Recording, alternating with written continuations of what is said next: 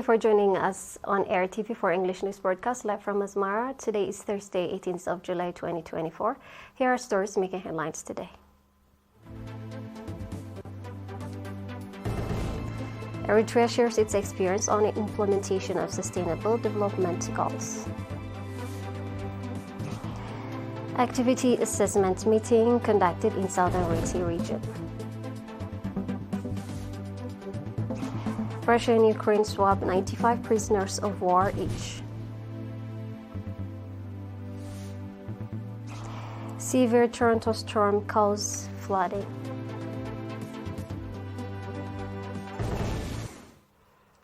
The permanent mission of Eritrea to the United Nations hosted a side event at the UN on 17th of July 2024 under the theme Empowerment for the Brighter and More Sustainable Future. Advancing SDGs 4, 5, 6 for quality education, gender equality, and access to clean water and sanitation, Eritrea presented its second voluntary national report, VNR, on the implementation of the Sustainable Development Goals, SDGs, focusing on SDG 4, quality education, SDG 5, gender equality, and SDG 6, water and sanitation, on 12th of July 2024. The side event provided an opportunity for further engagement with member states, highlighting the interconnection between the 17 goals, sharing best practices and finding innovative solutions to address developmental challenges. Mr. Hagos Ahmed, Director of the Population and Social Statistics Division at the National Statistics Office and local focal point for the VNR, discussed the VNR preparation methodologies and process, including stakeholders' engagement, data source, and the scope of the VNR. Mr. Samson Berhane, Director of the Department of International Cooperation at the Ministry of Finance and National Development, discussed the way forward for the successful implementation of the SDGs in the remaining period of the agenda.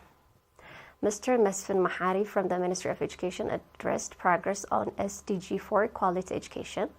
Ms. Johanna Tewelde from National Union of Eritrean Women discussed SDG 5, gender equality and women's empowerment. And Mr. Mikael Yosef from the Water Resource Department focused on SDG 6, clean water and sanitation.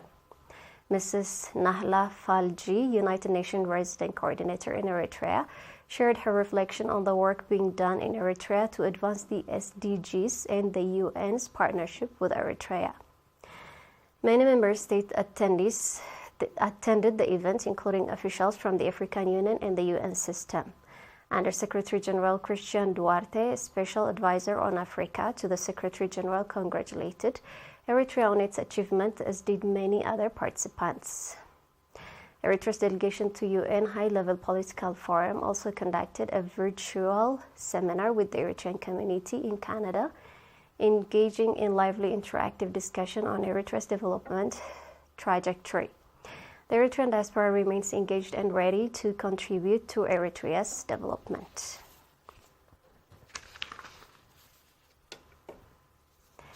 The Southern ERi-TV Region Administration conducted an activity assessment meeting on 15th of July in the port city of Asab.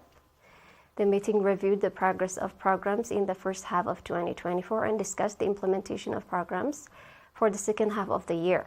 Ambassador Mohammed Said Mantai, Governor of the region, commended the strong public participation in the implementation of the set programs. He also highlighted the integrated effort of the government and the PFDJ institutions. The governor called for reinforced participation in the implementation of programs in the second half of 2024. During the meeting, a report was presented focusing on the progress of various programs, including potable water supply, education, health, social welfare service, agricultural development, and marine resources. The report noted encouraging public participation in water and soil conservation efforts, with 87% of the planted tree seedlings in good condition. Additionally, 27,500 mangrove trees were planted across 30 hectares on the seashore and islands. Financial and material support has also been extended to fish farmers. Participants conducted extensive discussion on the report and adopted various recommendations. Staff members of the Western Command of the Eritrean Defense Force voluntarily donated 144 units of blood on 16th of July. The objective of the donation was to save lives with the renewable blood. During the program, Mr. Tesfa Alam Tawelde from the Ministry of Health branch gave an extensive briefing on the significance of blood donation in saving lives and commended the initiative taken by the members of the Defense Force. Mr. Gabriel Meskel Mbaye, chairman of the Voluntary Blood Donors Association in the Gashwarka region, reported that government employees and members of the Defense Force regularly donate between 50 to 70 units of blood every 10 days. He also noted that due to increased public awareness, the number of voluntary blood donors is rising steadily. The voluntary blood donors expressed that they gain spiritual satisfaction from donating blood to save lives and called on others to follow their good example. Those were local news updates. Stay tuned for international news.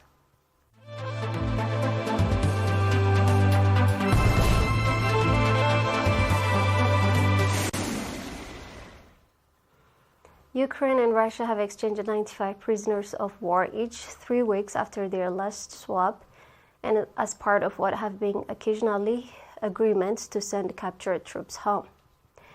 Ukrainian President Volodymyr Zelensky and the Russian Defense Ministry report the exchange.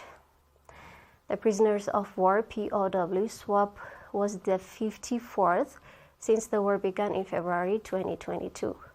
Officials from the warring countries meet only when they swap their dead and POWs after lengthy preparation and diplomacy. Neither Ukraine nor Russia disclosed how many POWs there are in total.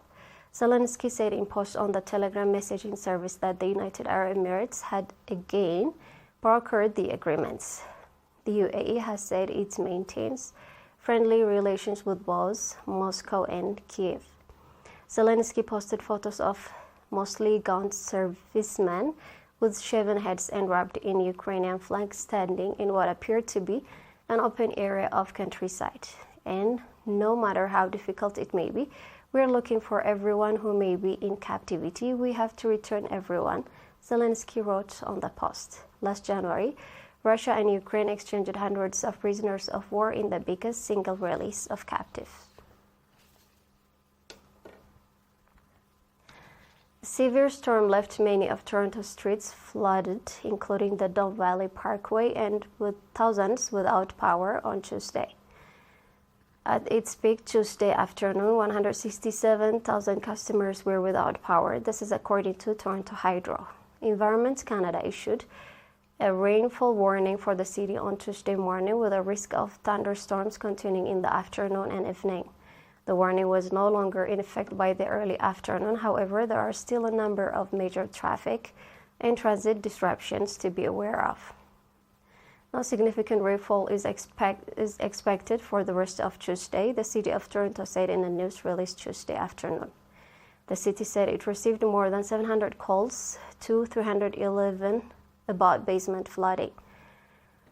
Photojournalists across Toronto captured dramatic images of rescue and swamps cars as the city came to the standstill in flood-prone areas. The Don Valley Parkway, which ran alongside the overflowing Don River in the city's east end, is blocked in both directions due to the flooding. Municipalities across the GTA have also warned residents to avoid flooded areas. Before we go, we have a quick recap of the top stories.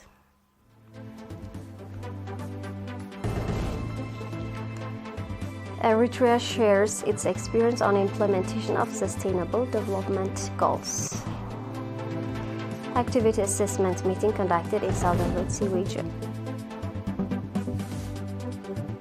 Russia and Ukraine swap 95 prisoners of war each.